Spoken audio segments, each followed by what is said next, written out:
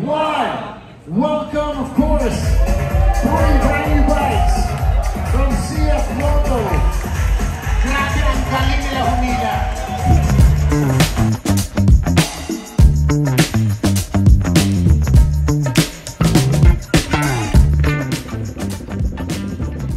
Daming tao pa sa labas ngayon. First time ko lumabas na may ganyan tao dito sa amin. Mga ganyan karami. Madami na yan. Mostly kasi walang tao talaga dito. Today!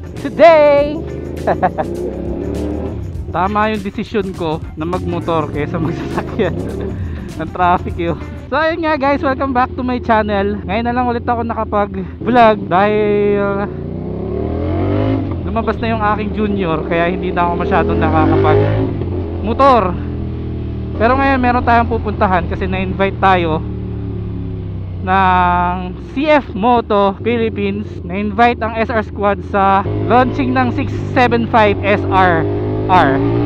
Siguro familiar naman na kayo dun sa motor. Ito yung first 600cc sports bike ng CF Moto na merong inline 3. Ang sounds niya is inline 4. I'm not sure lang kung CP3 to, pero based kasi sa mga chismis, parang makina to ng MT-09. Pero based sa US na lumabas na, hindi ko sure kung lumabas na ba talaga sa US, pero parang hindi. Test ride lang. 270 crank din siya, so CP3 din. Kasi parang makina siya ng 450 SR, itong SR. Tapos dinagdagan pa ng isa, kaya yung naging inline 3. So ang punta ko ngayon ay BGC. Siyempre, kasama ko ang SR Squad ngayon.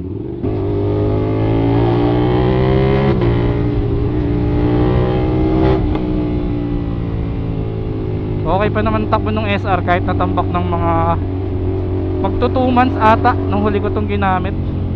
So gaganapin yung event ngayon sa BGC Silo. Today is October 7 guys. So this is it. Malalaman na natin kung magkano talaga ang presyo ng 675 na SR dito sa Philippines.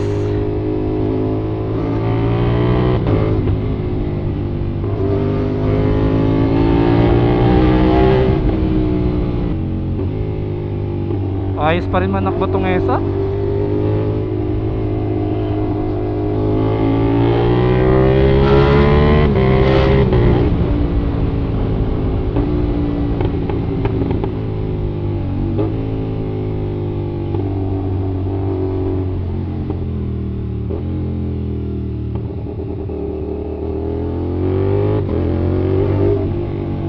Buti na lang talaga nagmotor ako kasi akala ko kanina uulan.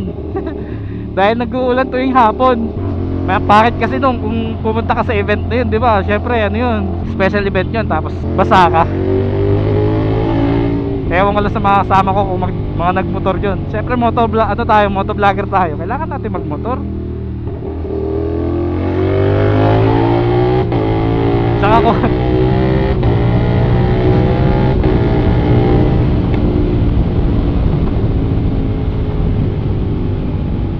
Tsaka coding din yung sasakyan ko ngayon eh.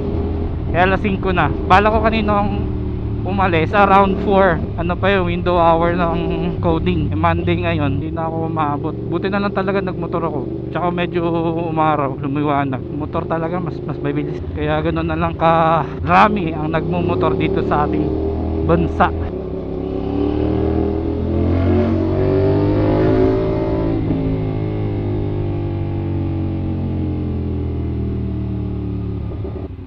Na huminto sa di tamang babaan.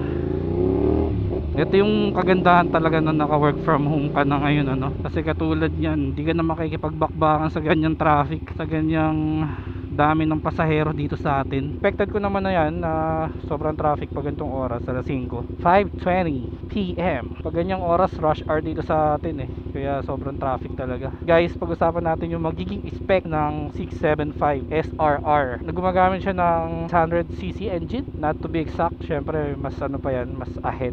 Parang 639 nata or 679. Ewan ko kung 679 talaga. Malalaman natin mamaya yan. Kasi 675 pala siya, 675 SR. Di naman exactly gumagamit ng ganong cc yan. Pero ang kagandahan kasi dito, naka quick shifter na siya. Hindi nga lang siya ride by wire tulad ng Daytona. Actually, ano to eh, parang inspired by Daytona 675. So hindi siya naka-ride by wire, pero meron siyang quick shifter. And alam ko included na yon. So mamaya na lang natin pag-usapan guys pala, para at least lahat ng sasabihin ko may may katotohanan.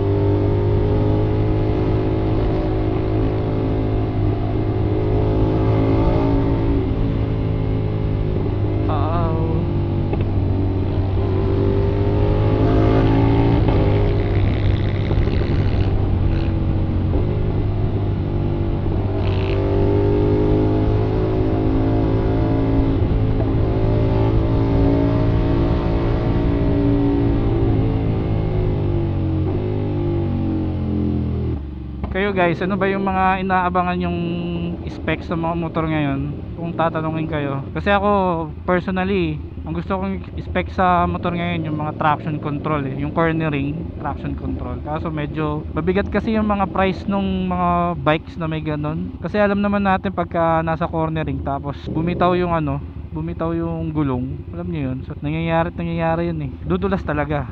Hindi katulad ng pag may traction control yung cornering. Kahit pa paano, dagdag safety. Uy, University of Makati, alma mater. It's been 5 years. Nakikipagbakbakan ako dito. Diyan ako nag-aaral guys nung college. Shoutout sa mga classmates ko dyan, mga schoolmates ko dyan, batchmates ko dyan. Shoutout.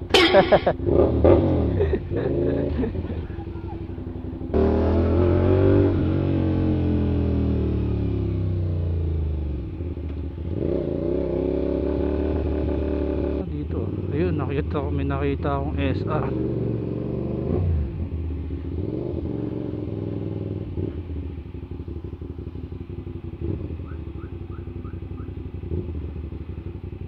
Si Revitram to sa motor niya. Alam ko iniram niya yung motor ni Ryan ay ni Bray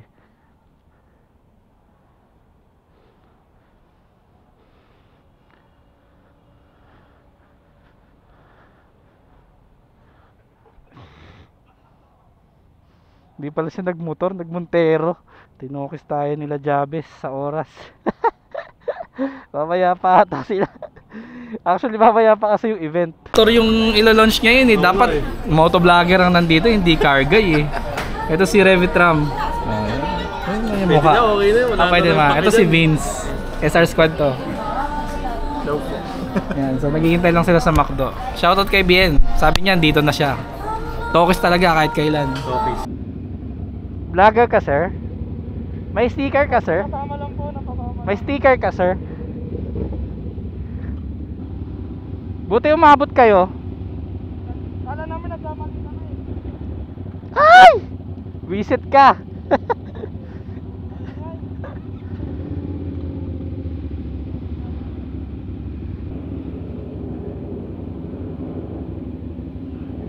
Eto na lang tayo. Dala ako extra damit, baka mamaya muna. Ako din Dala ko yung blue Hindi ko muna sinuot. Hindi, yung blue na susuot. Ayan, dito kami ngayon sa... Pwede ba ito mag-vlog dito? Alam ko bawal Bawal ba? Pero pwede yan. Ito yung squad natin Yo, what is up guys? Kami sisilip. Vlogger kami, vlogger. Dito kami sa may Uptown. Ayun, Uptown Mall.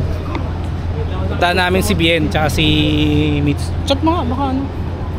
Kasi uling kita ko nasa tapat sila eh.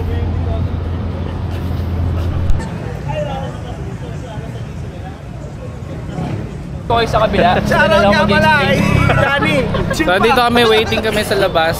So BGC Silo. Ito mag-upload ko. Ayan. So iniintay na lang namin yung oras para papasukin kami sa loob. Kasama namin dito yung may-ari ng Motostrada. Si Sir Boy. Sir Boy, andyan. Itong upload na pure. Ito, press. Dito yung president namin, no? Gago. Doon lang bago. Press, kumusta ka dyan, Press? Press. Ha? Ha? Dito kami sa Bilao, guys. Nakita namin si Press.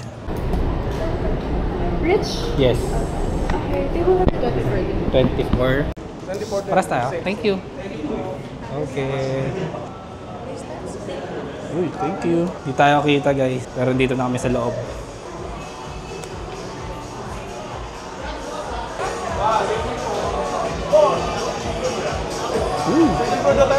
Second floor. Ayan tayo. So doon kami sa second floor. Sama ko si Ride with Rai. Let's go! Ay, sorry. Ito yung ano namin, table. Sir Rai. Good evening po. Punta kayo. Ito yung SR Squad. Kitang-kita kayo. Ay, hindi, pre. Ang puti mo dito, promise. Yun. Ryan, ano kasi sabi mo kanina? Di siya kita. Dito kami sa taas, second floor. Ano? Sir, second floor, nakaligo na po si Ante. Si Ante. Ito siya, stop natin ngayon. Food stop pala to.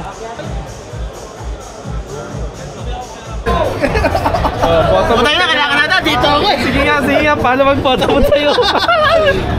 Kaya mag-photo booth, pre. Masyado ka kasi matangkad eh. Ay, hindi naman. Takay na. Oo. Huwag dyan. Takay na, ang hirap. Ang hirap magpa-picture. Kain muna. Ulitin mo. Ano pa yung reflection?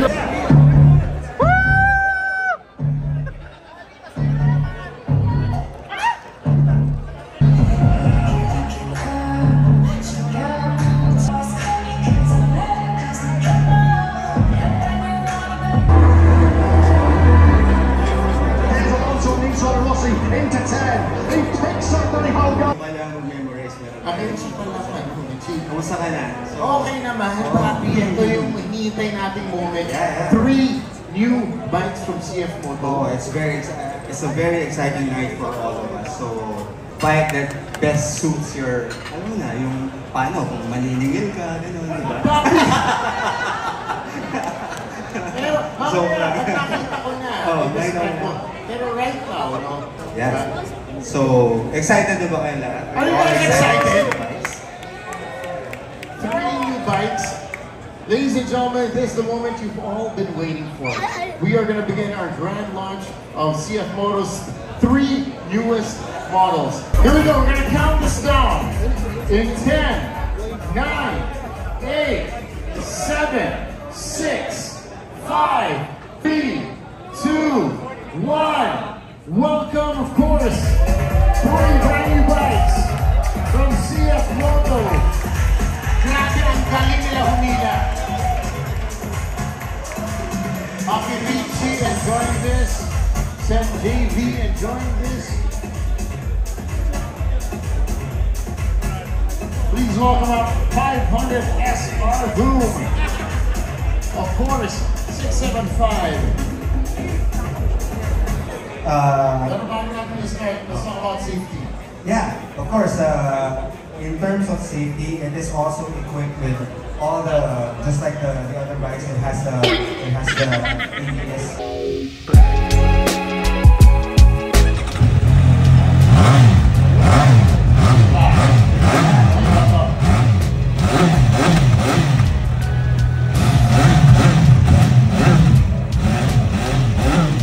That is a triple cylinder for you. Diba?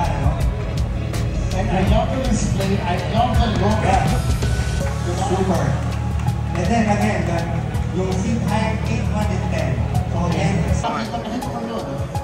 Sabi niya, it's a very good looking. 5, 4, 3, 2, 1.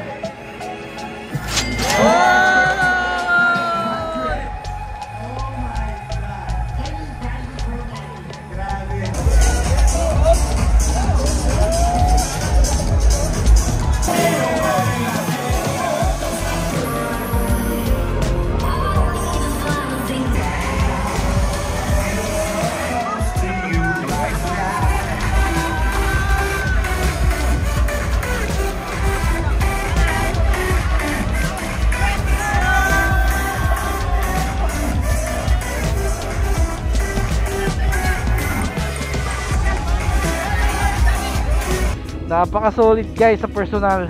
Hopefully makita nyo yun soon. Available naman na yung ano niyan, ang demo unit niyan sa Motostrada for sure. Yung boom naman na SR, yung 500, ay nako, yung presyo niya 300 something. Hindi masyado nag-focus dun kasi nakatingin lang ako sa sa SR 675. Hopefully makapag-ano tayo, no? Makapag-review tayo, makapag-test ride tayo ng unit. Bago ko tapusin yung video na to, syempre maraming salamat sa CF Moto for inviting the SR squad. Syempre, so hindi dahil sa kanila hindi tayo makaka-attend sa event na yun. So parang nangyari, dinoble niya yung lakas, yung power ng netong 450 SR kasi yung Newton meter niya nag 70 yung torque niya, tapos yung horsepower niya is 94. So parang dumoble nga yung lakas ng SR.